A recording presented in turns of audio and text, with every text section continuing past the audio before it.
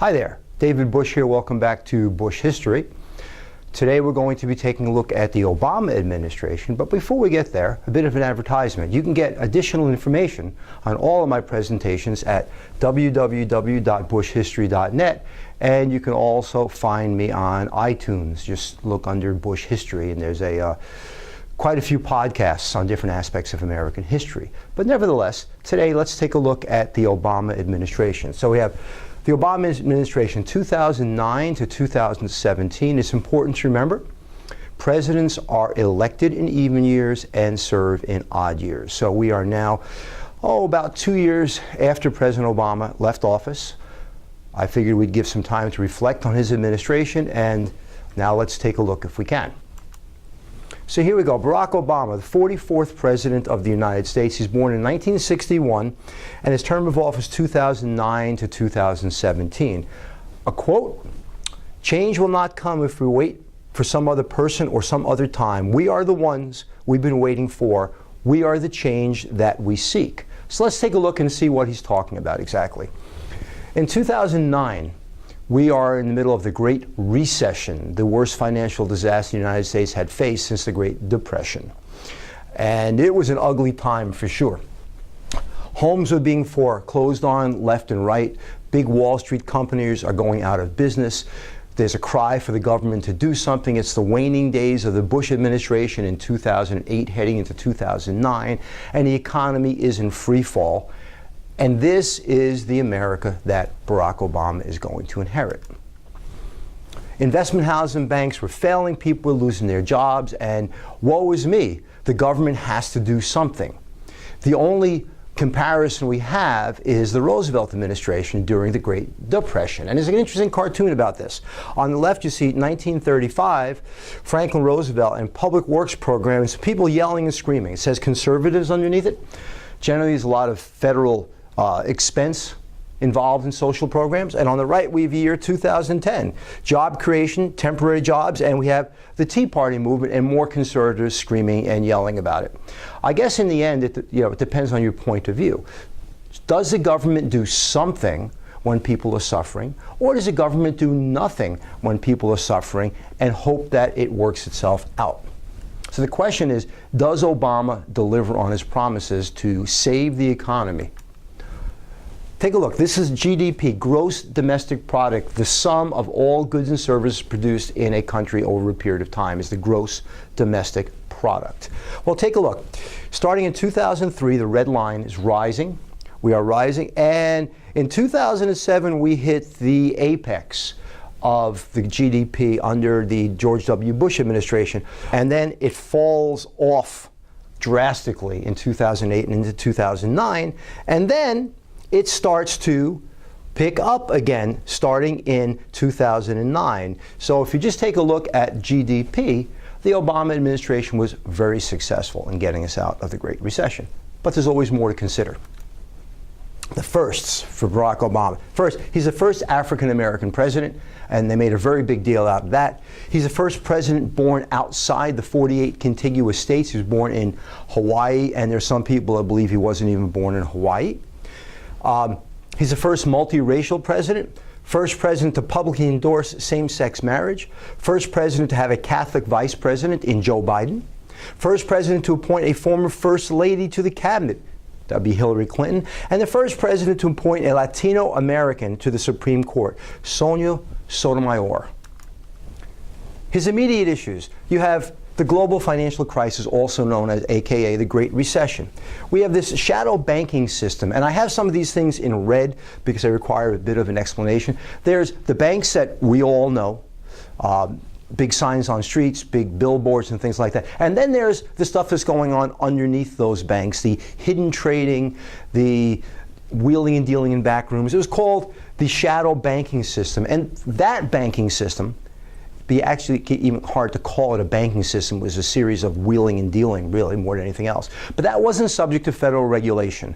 And because it wasn't subject to federal regulation, there were a lot of strange things going on with it. There was a subprime crisis, and those were high-risk mortgage loans. Typically, someone was offered a mortgage, a 30-year mortgage, with a first-year teaser rate an unrealistically low interest rate that was very affordable. But it would adjust the second year and adjust the third year and adjust the fourth year to the point where it became unmanageable for the borrower. But they got into their house, and now they were going to have trouble paying for it. And we can talk all day about whose fault that was, but it did create a huge problem. Investment houses start to fail. They start to fail primarily because the real estate market is going to fail and people are not going to be able to pay back these mortgages. International trade starts to drop because the money supply is drying up. Household debt rises to 120% of disposable income. Disposable income is the money we have to spend after we pay all of our bills. So now we owe more than we actually have available to us. Financial regulations start dipping in the waning days of the Clinton administration, and it's almost the Wild West for financial institutions, very much like the 1920s, frankly. And we have these things called credit default swaps. Do you remember these high-risk mortgage loans? Well, what would happen was mortgage companies would bundle these various mortgage loans, hundreds, thousands in cases, into bonds. And then those bonds would get rated as AAA, and those bonds would be sold to investors. But those bonds weren't paying. And those were credit default swaps. Just take a look. They were swapping the credit into bonds. Mortgages bundled into bonds and sold as investments. So now we have the recession, an ugly inheritance, because Barack Obama did inherit it from George Bush. Important trigger points, if you like. September 15th, 2008, Lehman Brothers, a leading Wall Street financial institution for years and years, declares bankruptcy. And that sends the first wave through the financial industry. But that's not enough. The very next day, another important financial group, American International Group on Wall Street, the federal government buys AIG for $85 billion to prevent them from going bankrupt. But when the federal government buys AIG, it also inherits a lot of these subprime mortgages. So now the federal government is controlling these mortgages. The upside is they're not going to foreclose on them. The downside is people are not going to be paying the federal government now. Another day later, remember, September 15th, September 16th, and September 17th.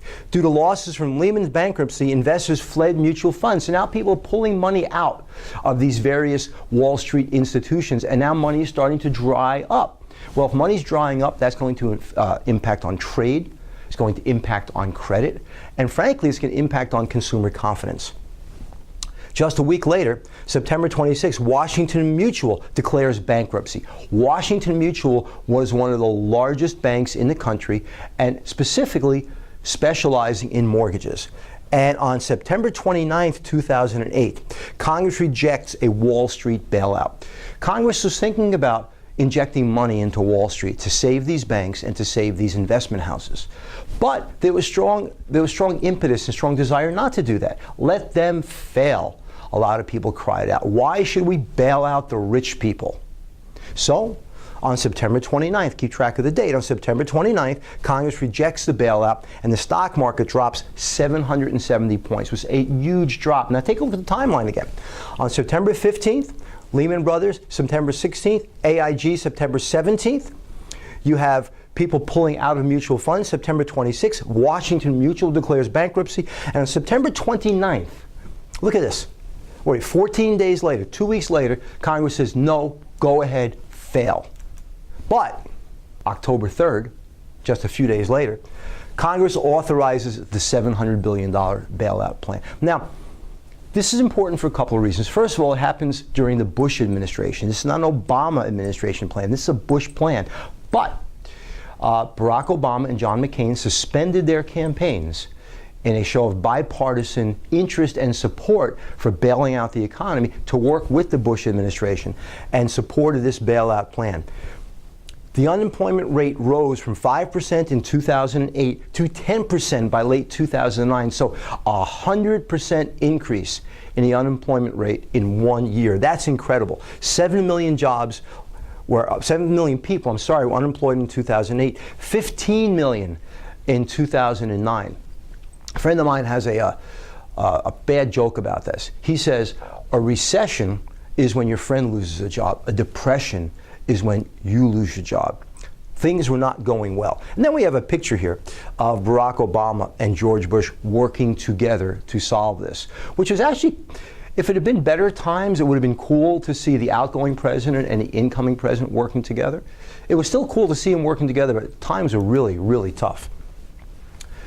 When Barack Obama becomes president, let's take a look at his programs and events specifically unique to the Obama administration. I call it Domestic Programs and Events 1.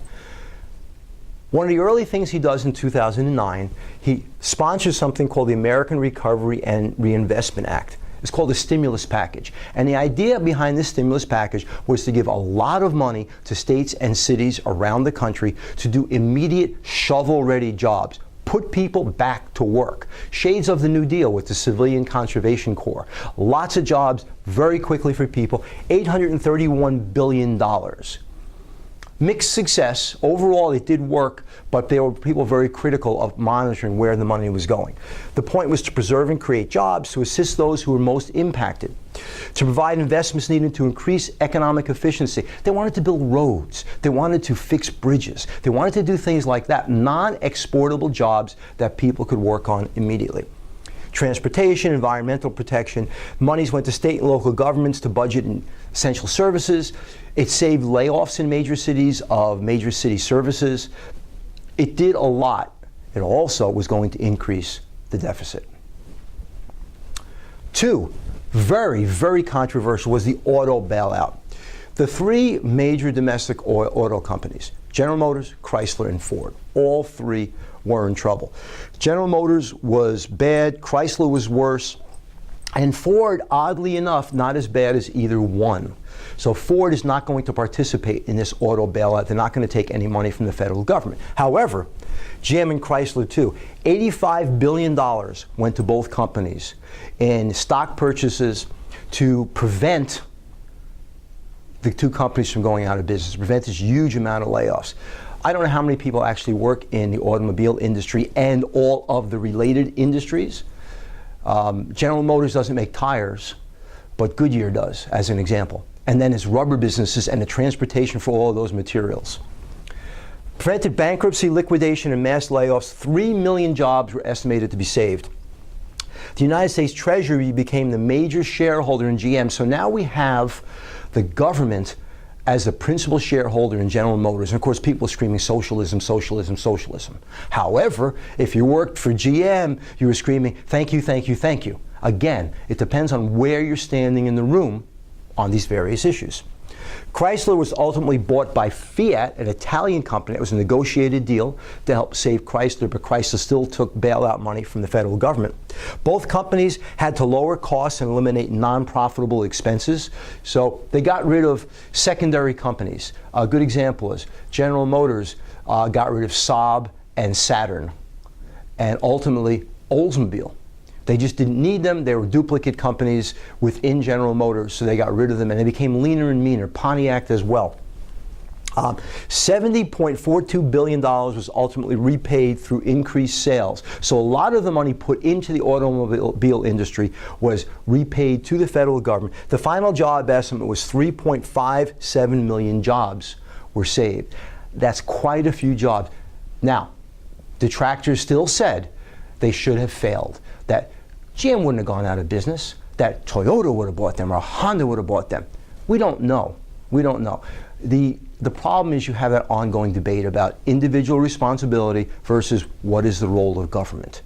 During the Obama administration, the role of government was to try to save the American economy. Domestic programs, 3. The Credit Card Act of 2009 was an attempt to rein in unscrupulous practices by credit card companies in which rates would skyrocket if you didn't pay your bills on time.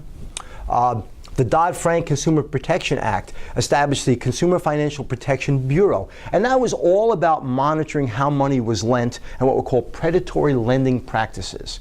An example of a predatory lending practice was, I go in for a loan, car loan, home improvement loan, whatever it might be. The person lending me the money arguably knows more than I do about how that loan works. He can't take advantage of me. That's the bottom line. The people who know more could not take advantage of the people who knew less, which had been a big problem going into the Great Recession. The 2010 Tax Relief Act extended Bush tax cuts, George W. Bush tax cuts that go back to 2001, because it's not a good idea to raise taxes when the economy is faltering, so they extended those. And the Budget Control Act of 2011. Now understand, what's going on here is a huge increase in federal spending. You can't keep that up. Yes, we're using a fire hose to put out a fire, but when the fire is out, you need to turn the fire hose off.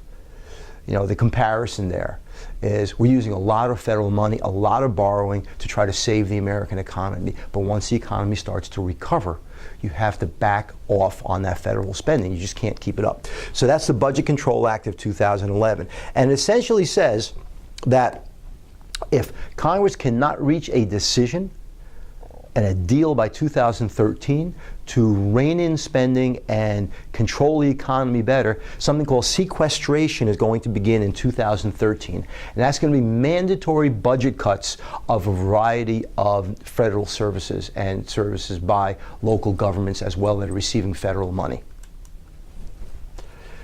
Domestic programs and events, 4. Arguably the best known of all of Obama's programs, or President Obama's programs, is the Patient Protection and Affordable Care Act of 2010, also known as Obamacare. Countries around the world have national health care systems. We are the only developed nation without an integrated national health care system for our entire population. We do have something for the very poor, it's called Medicaid. We do have something for the elderly, it's called Medicare. But we don't have something for the rest of the population. And medical insurance is incredibly expensive. And that was the point of the Patient Protection and Affordable Care Act, to provide an umbrella of health insurance services for the entire nation. A step in the direction of socialized single-payer medicine. We didn't get all the way there, but it's a step in that direction. So, and some of the real attractive parts of this. Healthcare cannot be denied for pre-existing conditions. If you're a diabetic and you apply for health insurance, they can't turn you down. No lifetime caps. So staying with the diabetic as an example, if the person who's diabetic, if it's me, for example, if I'm diabetic and I reach a $100,000 insurance payment in my lifetime, the insurance company can't turn me off. They do need to keep providing care for me. Extension of health care to adult children to age 26. Very popular. A lot of students leaving high school and college didn't have health care before. They aged out of parent plans, parents who had health care through their jobs, and they didn't have anything. And obviously that makes them very vulnerable. So what this does is it provides an extension of the parents' health care, if it's provided through their jobs or their insurance plans, to the age of 26 for those grown children. At 26, they have to get their own health insurance at that point, but it extends the family coverage. It limits the annual out-of-pocket expense. There's going to be a cap of what you actually have to pay out of your pocket. They provide the state private insurance pools, allowing you choice as to who you're going to buy your insurance from. Medicare was expanded at state governments' requests around the country, and everyone pays into the system. There was a penalty if you didn't pay into the system, and that occurred at income tax time. People love it or people hate it. As time has gone on, and we are now in 2018, there are more people who appreciate Obamacare than people who wish it would go away. There are problems with the system. Costs are rising. However, it is providing a level of health insurance for people that was not present before. DACA, highly controversial. The Deferred Action for Childhood Arrivals, 2012. If someone entered the United States illegally, let's say in 2005, meaning they came across the border or they emigrated into the country by sneaking into the country without doing the proper immigration paperwork, they're technically here illegally. But now they bring their children with them. So the child is 9 years old. Child has no decision making there. Child comes where the parent takes them. What happens when that child becomes an adult?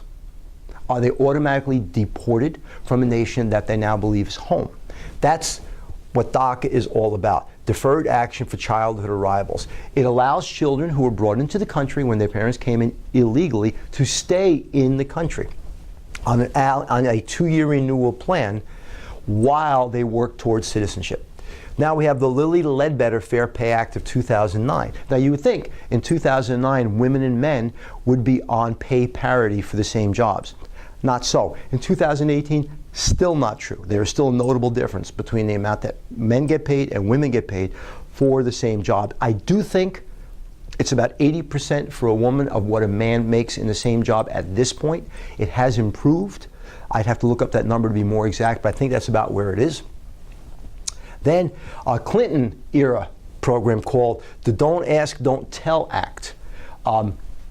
When President Clinton was in office and there was a huge debate going on about can gay people serve in the military openly. Well, the military policy is that they couldn't. So during the Clinton administration, a policy was enacted called Don't Ask, Don't Tell, meaning superiors can't ask your sexual orientation and you cannot tell people your sexual orientation. So it guaranteed your privacy, but did not really allow you to live the lifestyle to which you should be allowed to live. Well, that is repealed in 2010 and allows openly gay people to serve in the military. The Patriot Act is extended from 2011 to 2015. The Patriot Act, of course, is a George W. Bush administration anti-terrorist program that gives the government extended reach to look into people's private affairs in an attempt to quell acts of terrorism. And then it's replaced in 2015 by the USA Freedom Act, similar to the USA Patriot Act, but it puts some tighter controls on how data could be used and how data could be collected from private citizens, once again, to quell terrorism. Supreme Court under Barack Obama. Barack Obama had 3 positions to fill in the Supreme Court. He was able to do 2. Sonia Sotomayor in 2009 and Elena Kagan in 2010. And then when Anton Scalia died in the last year of Barack Obama's administration, he appointed Merrick Garland. The Senate, led by Mitch McConnell at the time, refused to even listen to Merrick Garland and grant him a hearing. Highly controversial because the Supreme Court had a vacant seat for over a year. The Senate, Mitch McConnell specifically, claimed that the next president, whoever won the 2016 election, should be able to name the next Supreme Court judge as opposed to the outgoing president. Very controversial, and oddly enough, we're seeing some of that politics play out right now. Of course, as I am making this video, we are in the middle of the Brett Kavanaugh confirmation hearings. And boy, is that explosive right now, for sure. So he did not get the Merrick Garland seat, and Merrick Garland was never confirmed, and there were never any hearings. And the debate was, and it says, you have the political cartoon here, and it says vacancy, constitution, schmonstitution. Obama should let the next president nominate Scalia's replacement. President is president throughout his entire term. You can't take his power to appoint a Supreme Court justice away with a year to go in his term.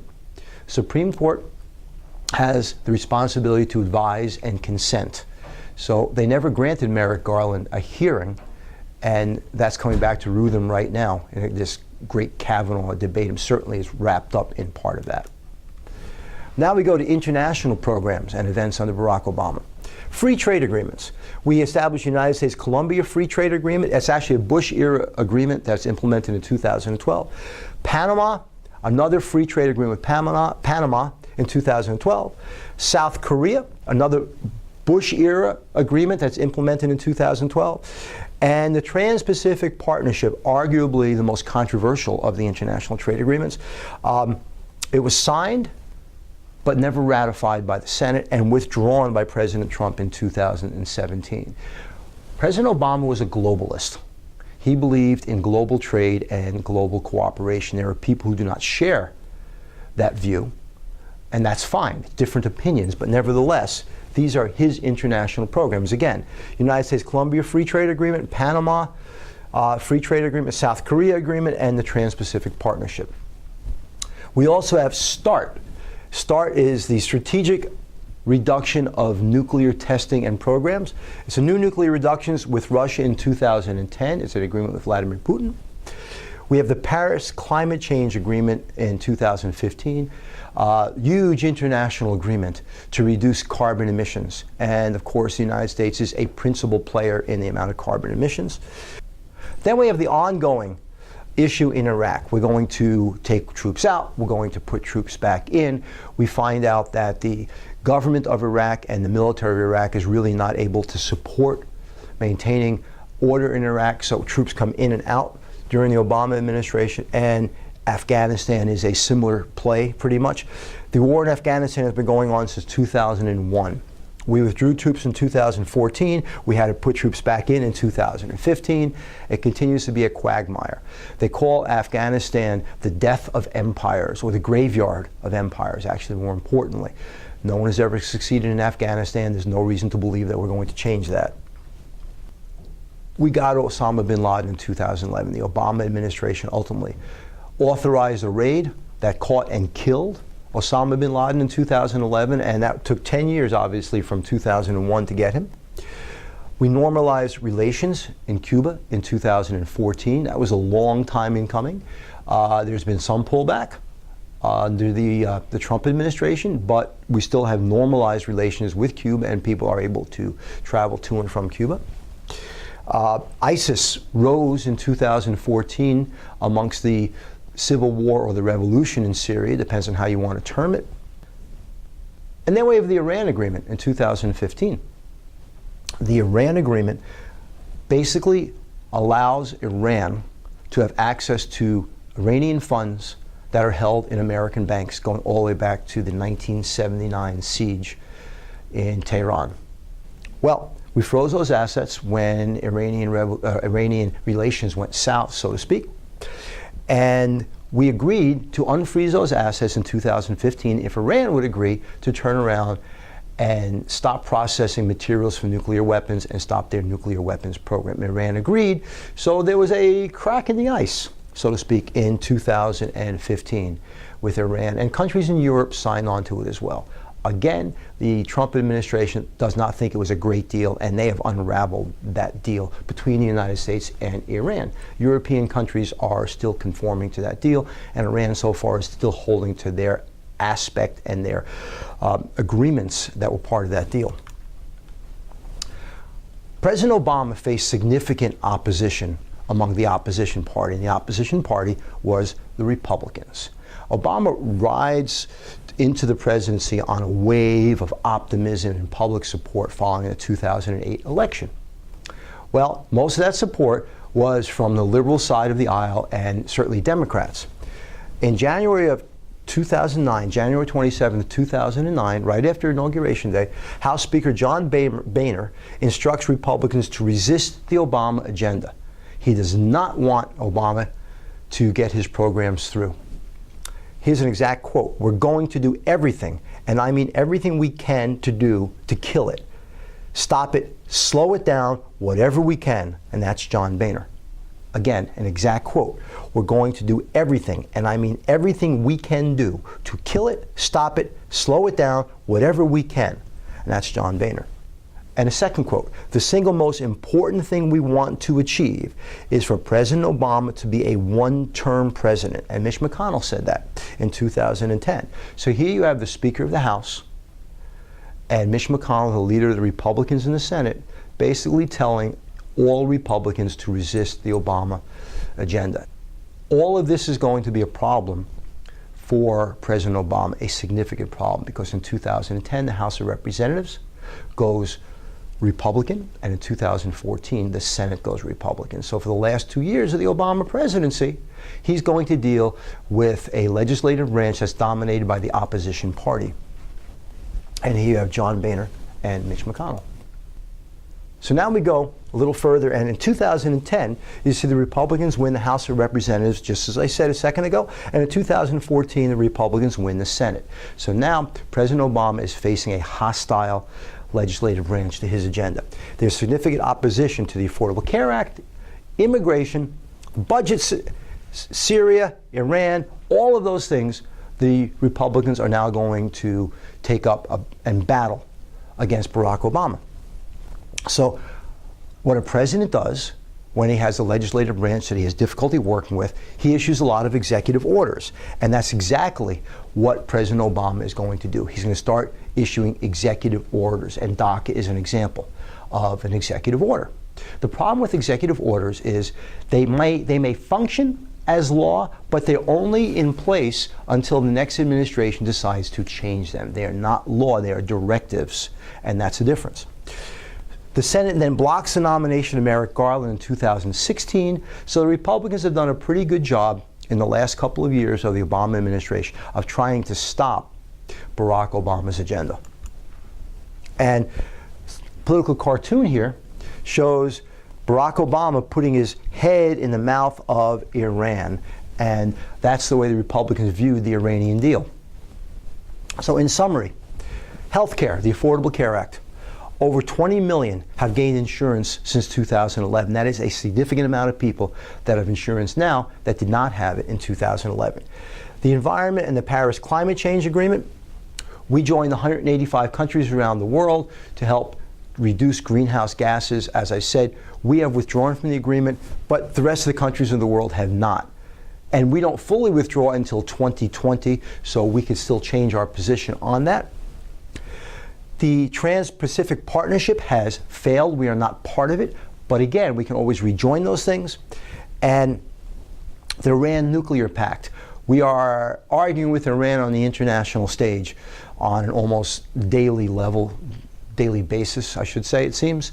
We'll see where that goes. There's a link here to a BBC News story about the Obama administration. You may want to take a look. It's kind of a summary to it.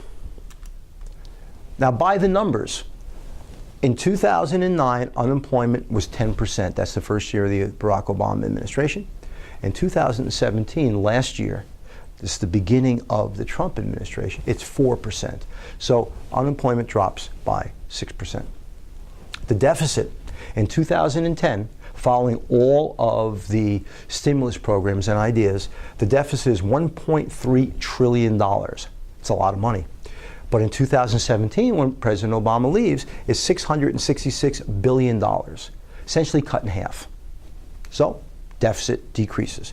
Now in 2018, it's $1 trillion, not based on federal spending for programs, but based on tax cuts. So we're taking in less money, and we're not necessarily spending a lot more money, we're just taking in less money. The debt in 2009 was $11 billion, the first year of the Obama administration. In the end of 2016, the last full year of the Obama administration, it was $19 billion. That's a lot of money. That's a lot of money, so the debt rose significantly under President Obama. And economic growth throughout the Obama administration was 2 to 4%. 4% is really good. 2% is slowly growing, but it's not recession-based either. Unemployment drops throughout the entire Obama administration, and when President Obama leaves off in January of 2017, he is passing off a fairly healthy economy to President Trump. Now, here it is in the summer of 2018, and the economy is roaring along. There have been significant tax cuts, which has basically thrown more money into circulation, and time will tell how this is all going to work out. So that's a look at the Obama administration. You could say, economically, the Obama years were pretty successful for the United States. Internationally, we gained a lot of respect under the Obama administration. We signed a lot of agreements. Some of those agreements have been turned back under the Trump administration. Time will tell on these things. It's important when you look at a presidential administration to realize it's hard to judge it in the moment. Certainly we are embroiled in turmoil in 2018, halfway through the Trump administration. Time will tell how this all turns out. We are a divided nation. We probably have always been that way. Remember, when the Constitution was ratified, you had the Federalists versus the Anti-Federalists, and the debate has always been federal power and individual responsibilities. So, for now, I'm David Busch, and this is Busch History. Visit my website, www.buschhistory.net. And I'll see you again. Thanks for watching.